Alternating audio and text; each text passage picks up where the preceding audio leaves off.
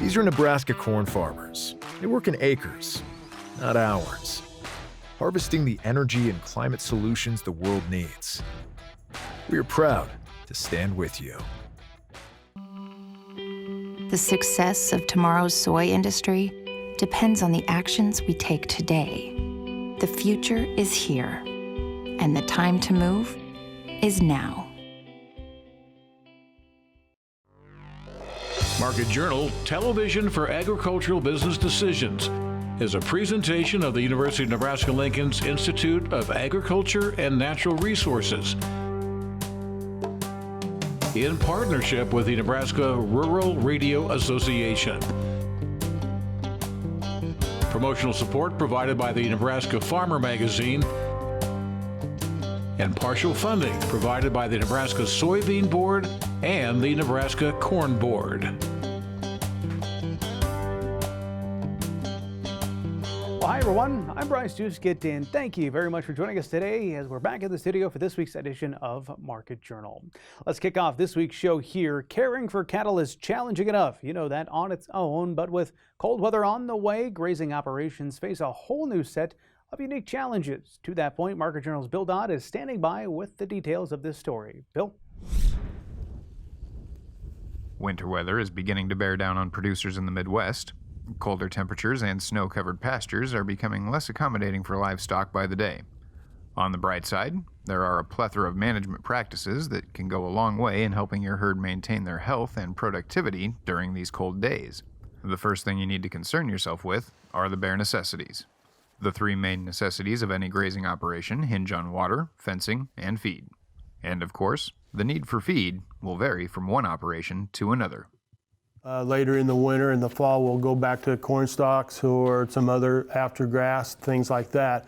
And now there's going to be more, they'll have to be purchasing their feed for the winter and that kind of stuff. But then there's also we're using more forages interseeding into the crop ground. So when the corn's out, they can come in with some turnips and radishes, things like that. We also have some that we just planted straight crop without going into it, corn stubble and stuff like that. So that's kind of some of our fall feeding. Everyone is a little different on their operation, on how they do it with the beef cattle. When you have purebred cattle compared to commercial cows, there's a little different scenarios sometimes on their operations and stuff. Another aspect to consider is water. This is, without a doubt, the most essential aspect to take into consideration. Low temperatures can have a negative effect on many water delivery methods. However, while having free-flowing water would be good, being able to deliver warm water is even better. The ideal is that they always do better and convert better if you got warm water. A lot of times we're on ponds. In the old days, you had to chop ice and stuff. Some places we have free-flowing wells, like in the Sandhills, so that's handy. We have a free-flowing well on our place that it's never stopped for 56 years since it was put in.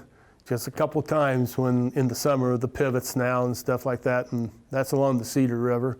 But they're kind of handy when you don't have to chop ice and stuff. But there's newer machines, newer tanks and stuff like that with heated water and stuff like that. So water is a big important item, for livestock.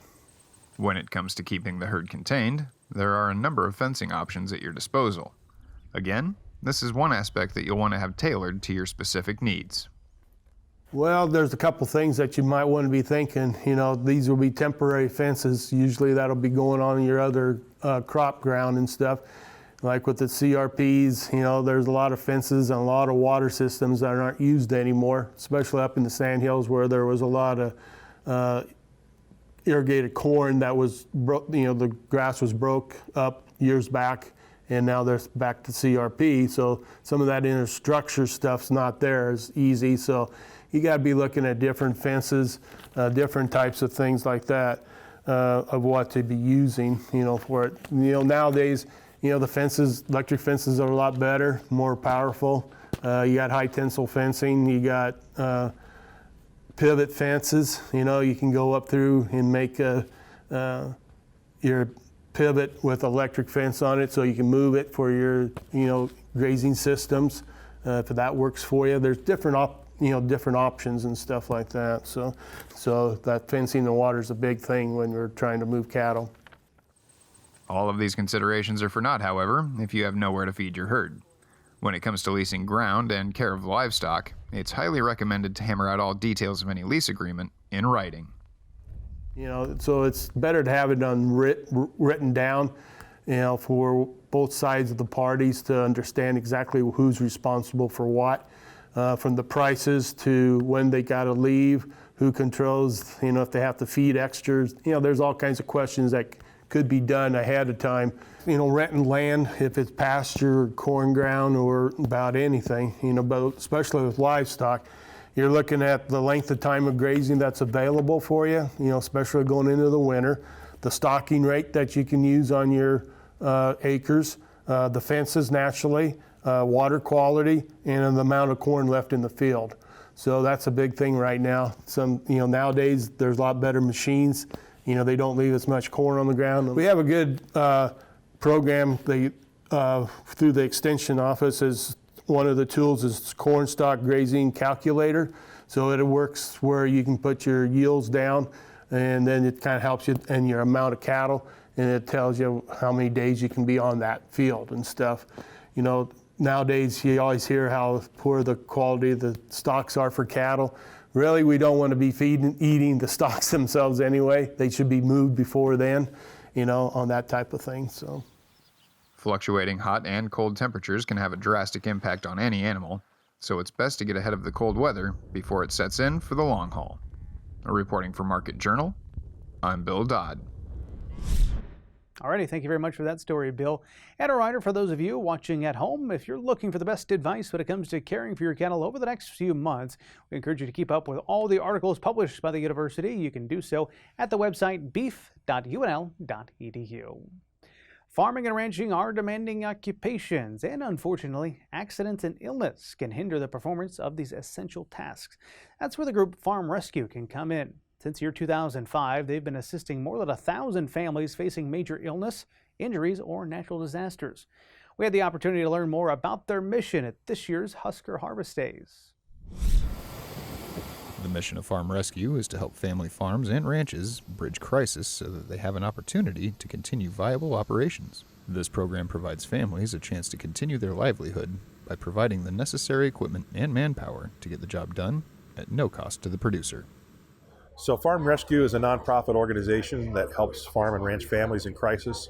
So if there's an injury or an illness or a major natural disaster like a fire, tornado, something like that wipes out their equipment, and for whatever reason the family is not able to get their crop in or out or make their hay or haul hay, those kinds of things, we come in and do it for the family. So we serve in 8 states, so North Dakota, South Dakota, Minnesota, Montana, and then Iowa, Nebraska, Kansas, and Illinois. And so the idea is to help the family through a crisis, help them get through the other side, and make sure their crop is going in or out, or their livestock's being taken care of so they can focus on recovery, rebuilding, whatever it is they need to do during that time, and not have to worry about the crops and livestock. It does take a lot of manpower to work through acres of land. However, with a network of hundreds of people across multiple states, a vast majority of all on-farm work done by Farm Rescue is the direct result of compassionate volunteers who have affectionately come to be known as the Angels in Blue. But we have, I would say, probably somewhere around 500 volunteers from, I think, about 48 states. And they come and they absolutely do all the work. They run the planters, the combines, the haying equipment, the semis, whatever needs done. It's all our volunteer effort, and we call them our Angels in Blue. Without our volunteers, we simply couldn't do all this. We really appreciate them. It's no secret that many ag producers are proud and private people who like to keep things close to their vests. With that in mind, Farm Rescue relies heavily on referrals from family members, friends, and neighbors who recognize the struggles some operators may face in a time of crisis. They can absolutely, in fact, I would say a lot of our cases that we learn of come from a family member or one of the ag businesses the family does work with or for. Oftentimes people are shy about reaching out on their own, or they don't know we're here. So we appreciate you helping us tell our story. That's why we're here at Husker Harvest Days this week, is to get the word out. If they don't know about us, we can't help them.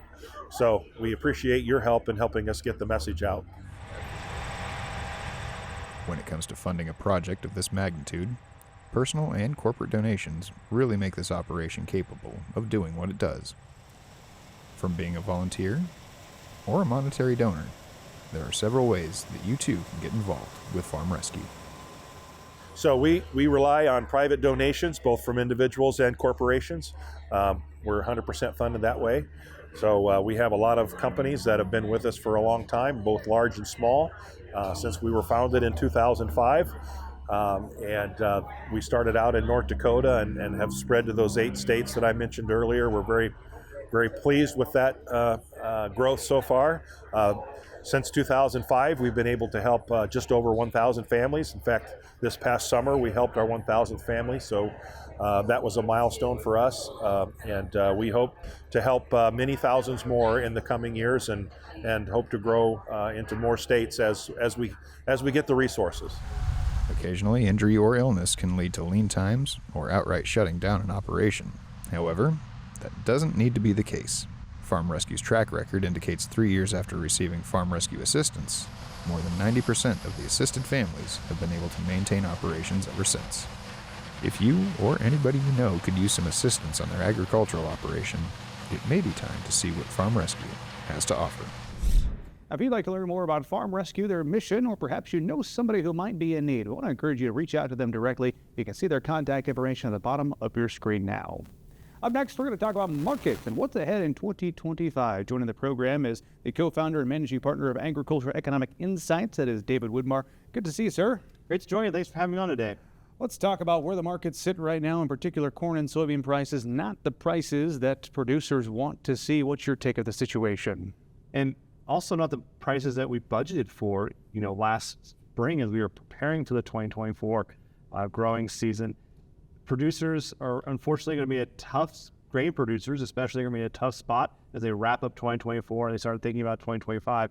One piece of optimism is that those forward dated contracts do look a little bit better. They do have better prices today. So that could present itself some marketing opportunities for those who know their cost of production and are willing to, put some pricing in place to help put that 2025 crop into a spot where they might be able to make some progress towards those long-term financial goals that they have for their operation. Let's talk about long-term. I guess we'll talk 2025 here in a second, maybe some goals as well. As you look out on the next year, currently the markets start to look at South America, what's happening down there, forecasting another big production year, which is not going to be great news for domestic grain prices. Is that a fair assessment? That is a fair assessment. We've sort of left the growing season here, the North America crop. We're going to focus on the South American crop growing season. And that means we've taken a lot of the yield production uncertainty out of the U.S. crop. So that's an improvement. I guess we don't have as much uncertainty, so that's behind us. But there isn't wiggle room to see a dramatic change in commodity prices. We don't have the likelihood of a lower crop. Smaller crop is just diminishing right before our eyes. But now what we have to focus on is usage. If we can focus on usage, and there's a pretty big story that happened over the last year with an increase in corn export usage. On soybeans, we're watching for domestic crush. And so the domestic crush situation, the economics of crushing a soybean are pretty favorable at the moment. So the idea here is how do we work through our ending stock situation, particularly for soybeans?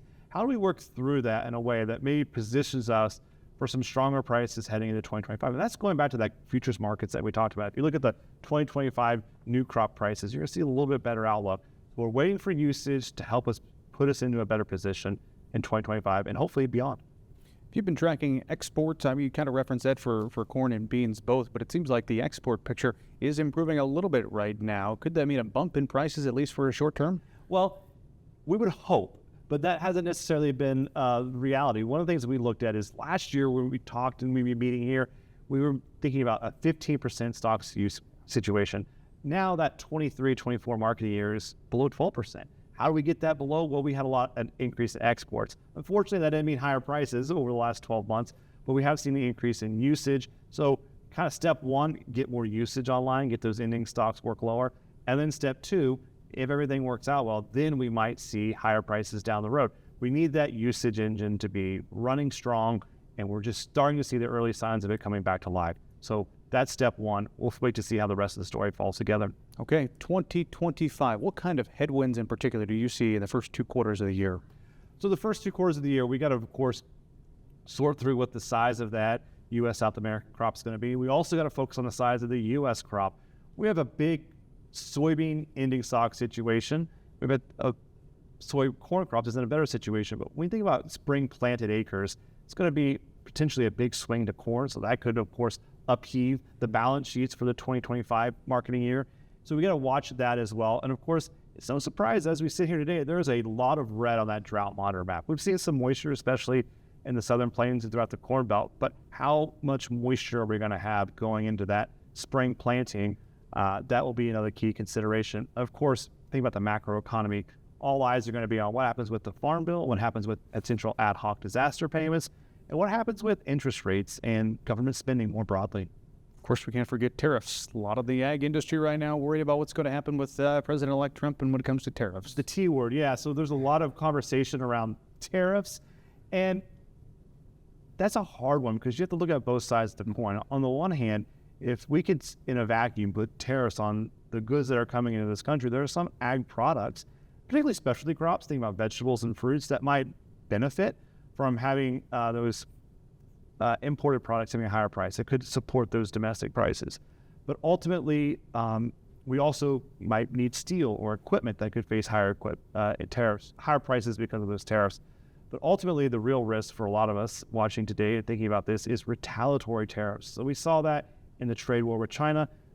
China slapped pretty hefty tariffs on U.S. soybeans. That shifted their purchases to South America for a time being. And those are really difficult to, one, predict, two, anticipate, but also three, the situation to work through there is just really, really difficult. Even during that trade war with China, one of the lessons is that we were able to move those bushels through the supply chain, but it was at a lower price. You have to lower those farm level prices to get those bushels to parts of the world that they weren't naturally wanting to flow. And so that's one of the big challenges is we might be able to get the bushels, but the demand is not going to be there to support the prices. As a reminder to you, we always enjoy hearing your thoughts on what things are on your minds. So if you have a question you'd like me to ask one of our future guests when it comes to the markets, we invite you to email us or get in touch on social media. And if you do so, I'll be sure to pass your question along. Up next, a barn fire can be a livestock owner's worst nightmare. That's why taking specific safety steps to reduce fire risks in livestock facilities as we head into winter is crucial. These steps include removing combustibles, inspecting electrical systems, and more. You can find all the details in the November issue of the Nebraska Farmer. Well, it is now time to check in with meteorologist Eric Hunt. However, this week Eric had a special guest in town. NASA has been partnering with multiple academic institutions to better understand and promote climate sustainability. This partnership led NASA right here to the University of Nebraska's Eastern Nebraska Research, Extension, and Education Center, which is near Mead, to further their study. Eric Hunt is standing by with this story. Well, thanks, Bryce. Today I'm out here at the Mead NREC site with Dr. Robert Swap, who is the Associate Mission Planning Director for Earth Sciences Division at NASA Goddard. Bob, what brings you this part of the country? Well, hello, Eric. It's nice to be out here at NREC today, University of Nebraska-Lincoln's experimental site. I'm out here today to take a look ahead of a field campaign that we're going to be running and overflying this particular part of the country called WMSI, West Coast Heartland Hyperspectral Microwave Sounder Intensive Experiment. It's a mouthful, but we call it WMSI. And I'm out here today to take a look at some of the facilities that we were able to install out here. Background, you'll be able to see a trailer in the far distance from the University of Wisconsin, part of our partnership. They have a high spectral resolution LiDAR. And next to that, a little white box in the front, that is a box, a LiDAR, a wind cube LiDAR, which allows us to look at the wind speed in 3 dimensions near the surface of the Earth up to about 10 kilometers. And that's being provided by Vaisala, the company that's based out of Colorado. And right here we have a flux tower, a microflux tower, a micromed flux tower that does both trace gases, as you can see on the side, but also gives us an understanding of the wind. And why we're out here in this particular area is that we are studying new instrument techniques, observation techniques, to help us better understand the connection between the Earth's surface in the atmosphere just above it. We call that the planetary boundary layer. But really, what is the major impact for farm production, and why did you guys choose this site here at NREC? I mean, there's lots of flat fields around the Midwest you could have chosen. Why specifically did you choose this University of Nebraska site?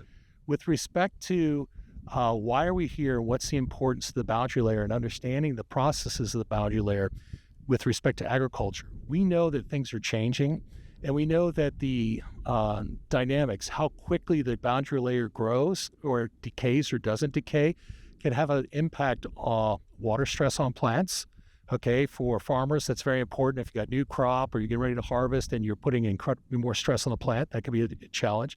And the other thing too, for rangeland management, we know that at nighttime, if we don't have that boundary layer collapse and we have these heat domes build, we know that's an added stress to their product as well. So what we're interested in is that we need to better understand this dynamic surface that connects the ground to the atmosphere and through which energy is transferred. We have to understand how those dynamics are changing. With respect to the question you asked about why here, why Nebraska, why this particular facility, the University of Nebraska-Lincoln with the NREC site has a storied career here. It's more than 20 years of observations that take place. You have an incredible insight and understanding to the longitudinal nature of changes on this facility. And it's very important for people like ourselves that don't have the luxury of being in the same place, same time, much like you all have been for 2+ decades, to be able to take our intensive experience and experiment and couch our observations within your longer term understanding.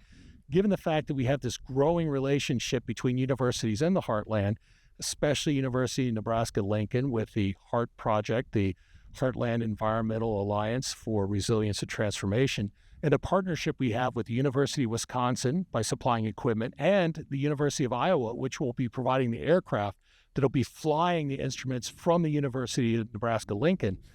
This is an opportunity to really capture and realize the potential that exists in this part of the country.